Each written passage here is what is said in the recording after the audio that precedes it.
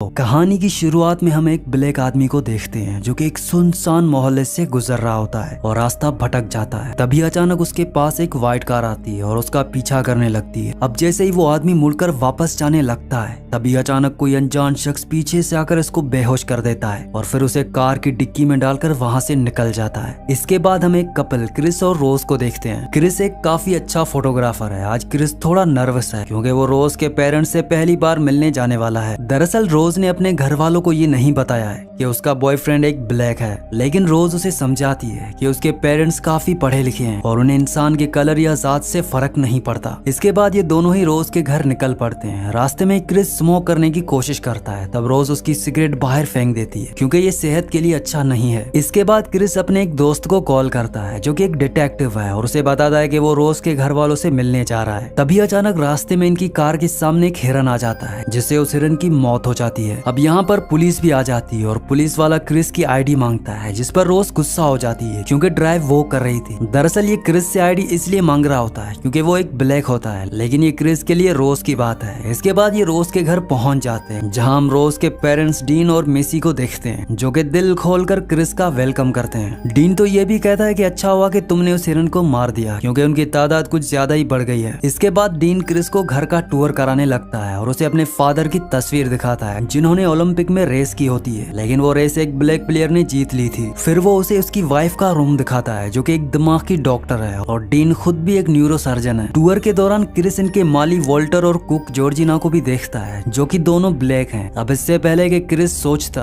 कि इन गोरों की फैमिली ने जानबूझकर ब्लैक्स को नौकर रखा है, लेकिन डीन बताता है कि इन दोनों को रोज के दादा और दादी की देखभाल करने के लिए रखा गया था और उनकी मौत के बाद से ये लोग यहीं रहते हैं क्योंकि ये अब हमारी फैमिली का हिस्सा बन चुके हैं। बाकी वो रजिस्टर्ड बिल्कुल नहीं है। अगर ओबामा तीसरी बार भी इलेक्शन लड़ते तो मैं भी उसे ही वोट देता। इसके बाद क्रिस बताता है कि जब वो छोटा था तब उसकी मदर भी एक कार एक्सीडेंट में मर गई थी। अब क्रिस का हाथ हिलते हुए मेसी समझ जाती है कि इसे सिगरेट पीने की आदत है। मिसी कहती है कि वो चाहे तो वो क्रिस को हिप्नोटाइज करके उसकी आदत हमेशा छुड़वा सकती है, पर क्रिस समझदारी से मना कर देता है। तभी रोज का भाई जेरेमी भी यहाँ आ जाता है और सब साथ में डिनर करते हैं, लेकिन जेरेमी क्रिस से काफी अजीब सवाल पूछने लगता है। वो उसे पूछता है कि क्या तुम्हें बास्केटबॉल खेलना पसंद है क्योंकि तुम ब्लैक हो, तुम्हें लड़ाई झगड़ा तो पसंद ही होगा। इसके बाद जेरेमी क्रिस को फाइट के लिए भी चैलेंज करता है, लेकिन बाकी सब उसे चुपचाप बैठने को कहते हैं। डिनर के बाद रोज काफी गुस्से में होती है क्योंकि आज उसकी फैमिली थोड़ा अजीब बिहेव कर रही थी, लेकिन क्रिस कुछ भी दिल पर नहीं लेता। उस रात क्रिस को नींद नहीं आती तो सिगरेट पीने के लिए वो घर से बाहर जाता है। तभी वो देखता है कि वोल्टर बहुत तेजी से भागता हुआ उसकी तरफ आता है, लेकिन वो मुड़कर दूसरी तरफ चला जाता है। वहीं जॉर्जिना भी काफी क्रीपी तरीके से आईने में अपने आप को देख रही होती है। अब क्रिस जब वापस घर में जाता है तो मिसी उसे मिल जाती है और उसके पास बैठने को बोलती है। मिसी के हाथ में एक कप और चमचा होता है जिसे वो लगातार घुमाती जा रही होती है। अब मिसी क्रिस से उस रात के बारे में पूछती है जब उसकी मदर की मौत हुई थी, लेकिन क्रिस को उस बारे में कोई भी बात नहीं करनी होती, लेकिन फिर भी वो मिसी की बातों का जवाब देता जाता है। अब बातों बातों में क्रिस को पता भी नहीं चलता और मिसी सिर्फ चमचे की आवाज से क्रिस को हिप्नोटाइज कर लेती है। अब हिप्नोटाइज होने के बाद क्रिस अपनी बॉडी से पूरा कंट्रोल खो देता है और वो पैरालाइज हो जाता है। वो मिसी की बातें सुन और देख तो पा रहा था, लेकिन वो बोल या हिल नहीं पा रहा होता। वो औरत उसकी आंखें भी बंद कर देती है। इसके बाद क्रिस अगली सुबह अपने बिस्तर पर जागता है। उसे लगता है कि उसने जरूर कोई बुरा सपना देखा है। एक दिन क्रिस फिर से जॉर्जिना को आईने में निहारते हुए देखता है। वो वोल्टर से मिलने जाता है तो वोल्टर काफी अजीब तरह से बातें करता है, मतलब कि वो जवान होकर किसी बूढ़े आदमी की तरह बातें कर रहा होता है। वो क्रिस से पूछता है कि उसका मीसे के साथ हिप्नोसिस का सेशन कैसा रहा। इसका मतलब क्रिस ने कोई सपना नहीं देखा था। वो रोज को जाकर बताता है कि उसकी मॉम ने रात में उसे हिप्नोटाइज किया था और अब उसे सिगरेट के बारे में सोचकर भी उल्टी आने लगती है और वोल्टर का बिहेवियर भी कुछ अजीब था। अगले दिन डीन पार्टी रखता है जिसमें कई सारे गोरे अमीर लोग आते हैं। यहाँ पर क्रिस देखता है कि ये लोग उनके नौकर वोल्टर को गले लगा रहे हैं। क्रिस को इतने सारे गोरों के बीच में अजीब लग रहा होता है और ये भी उसे टेढ़े सवाल कर रहे होते हैं और ज्यादातर लोग उसकी बॉडी के बारे में पूछ रहे होते हैं। क्रिस को उन सब के बीच में अपने जैसा एक ब्लैक लड़का दिखाई देता है। तब क्रिस इससे मिलने के लिए जाता है। ये आदमी अपना नाम लोगन बताता है और उसने किसी बूढ़े की तरह कपड़े पहने हुए होते हैं। उसकी बातों से बिल्कुल नहीं लग रहा होता कि ये एक ब्लैक है। क्रिस ये भी देखता है कि लोगन की वाइफ वाइट होती है और इससे उम्र में तकरीबन 30 साल बड़ी होती है। आखिर में क्रिस को जिम हुडसन नाम का एक आदमी मिलता है जो कि आर्ट गैलरी का ओनर है और वो क्रिस के खींचे हुए फोटो की तारीफ भी करता है। हुडसन बताता है कि वो भी एक फोटोग्राफर बनना चाहता था, लेकिन जेनेटिक डिजीज की वजह से वो अंधा हो गया। इसके बाद क्रिस वापस अपने कमरे में आ जाता है और हम देखते हैं कि उसके जाते ही सभी लोगों ने बात करना बंद कर दिया होता है, जैसे कि वो सिर्फ क्रिस को ही दिखाने के लिए बातें कर रहे थे। थे। इधर क्रिस देखता है कि उसका मोबाइल बार बार कोई चार्ज से निकाल देता है। उसे लगता है कि शायद ये जॉर्जिना का काम है। जॉर्जिना बाद में क्रिस से माफी भी मांगने आती है और कहती है कि सफाई करते वक्त शायद गलती से उसका मोबाइल निकल गया होगा। क्रिस कहता है कि मुझे बुरा नहीं लगा, बस आसपास में इतने गोरों को देखकर मैं थोड़ा नर्वस हूँ। अब जॉर्जिना स्माइल करते हुए कहती है कि ऐसा नहीं है, ये सब लोग मुझे एक फैमिली की तरह मानते हैं। यहाँ पर क्रिस से बात करते वक्त जॉर्जिना की आंखों से आंसू निकल रहे होते हैं, जो कि एक बहुत ही अजीब बात होती है। थोड़ी देर बाद क्रिस अपने दोस्त को कॉल करके सब कुछ बता देता है कि कैसे रात में उसे हिप्नोटाइज किया गया और कैसे यहाँ के सभी ब्लैक लोग बूढ़ों की तरह बिहेवियर कर रहे हैं। ये सुनते ही उसका दोस्त क्रिस को निकल जाने को कहता है। उसे डर होता है कि ये गोरे लोग क्रिस को हिप्नोटाइज करके अपना गुलाम बना लेंगे, लेकिन क्रिस इस बात को ज्यादा सीरियस नहीं लेता और थोड़ी देर बाद ये लोग क्रिस से सवाल करते हैं कि एक अफ्रीकन होने के फायदे और नुकसान क्या क्या है। क्रिस लोगन को इस सवाल का जवाब देने के लिए कहता है। तब लोगन कहता है कि ब्लैक होना उसके लिए कमाल की बात है। इसी बीच क्रिस चुपके से लोगों की फोटो खींचने की कोशिश करता है, लेकिन उसकी फ्लैश लाइट ऑन थी। इस फ्लैश की वजह से लोगन को कुछ हो जाता है। वो काफी एग्रेसिव होकर क्रिस पर अटैक कर देता है और उसे बार बार कहता है कि तुम यहाँ से निकल जाओ। अब क्रिस समझ जाता है कि यहाँ पर कुछ ना कुछ चल रहा है। कुछ देर बाद डीन और उसकी वाइफ क्रिस को बताते हैं कि लोगन को बस एक सीजर आया था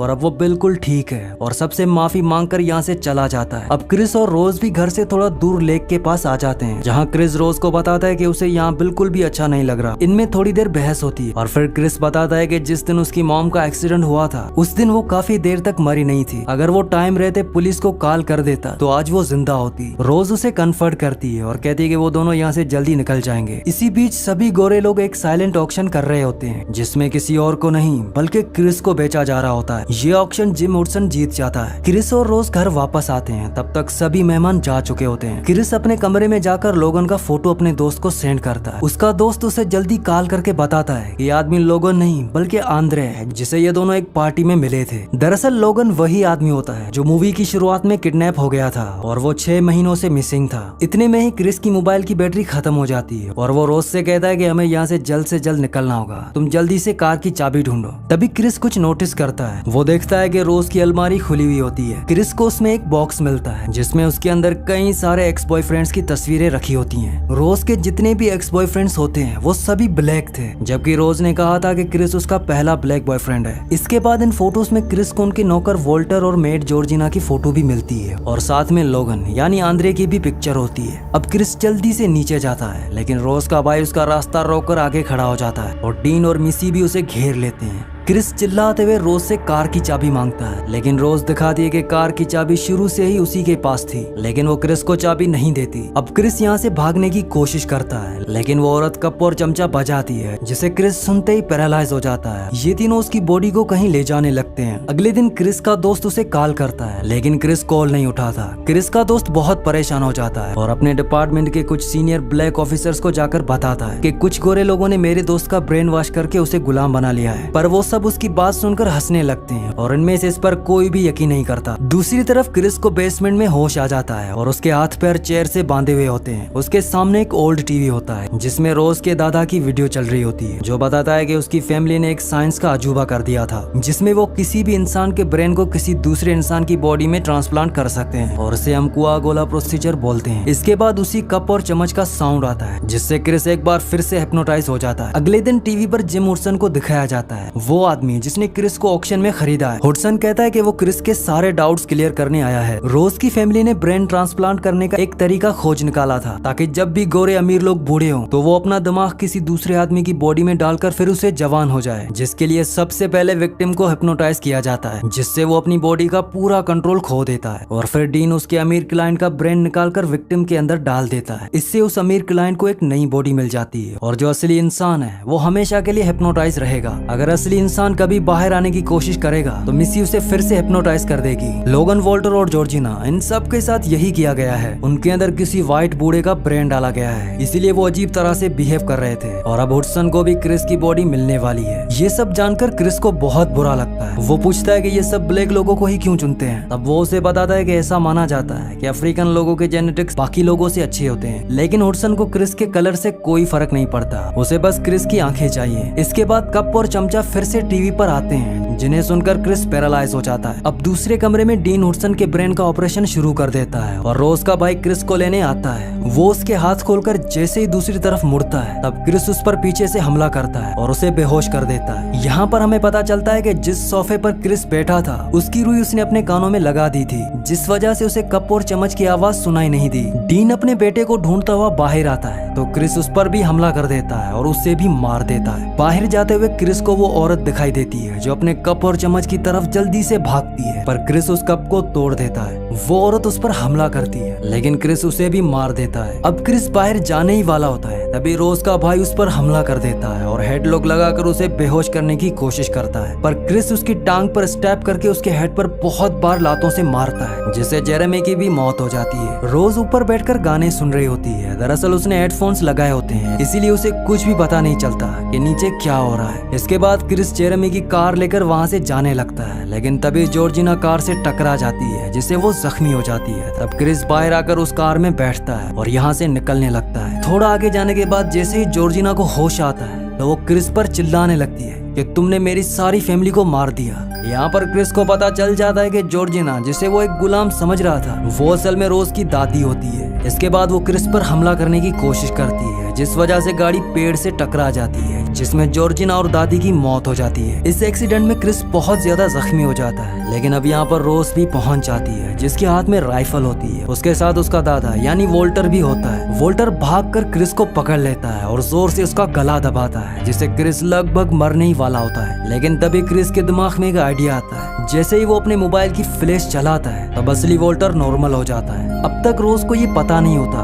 कि ये असली वोल्टर है। वो उसे राइफल मांगता है, तब रोज उसे राइफल देती है और कहती है कि इसे मार दो, लेकिन वोल्टर उल्टा उसे ही गोली मार देता है और खुद को भी खत्म कर देता है। हालांकि रोज को गोली लगी होती है, लेकिन अभी भी वो जिंदा होती है। वो अपनी गन तक पहुंचने की कोशिश कर रही होती है, लेकिन क्रिस आकर उसका गला दबा देता है। तभी यहाँ पर एक पुलिस कार आ जाती है। असल में ये पुलिस वाला क्रिस का दोस्त होता है, जो उसे यहाँ से ले जाता है और रोज की वहीं पर ही मौत हो जाती है। इसी के साथ इस मूवी का एंड हो जाता है। अगली कहानी आप किस मूवी पर सुनना चाहते हैं मुझे नीचे कमेंट्स में जरूर बताना, और अगर ये वीडियो आपको पसंद आई हो तो इस वीडियो को लाइक लाजमी से कर देना, और अगर आप ऐसी और वीडियोस देखना चाहते हो तो इस चैनल को भी सब्सक्राइब कर दें।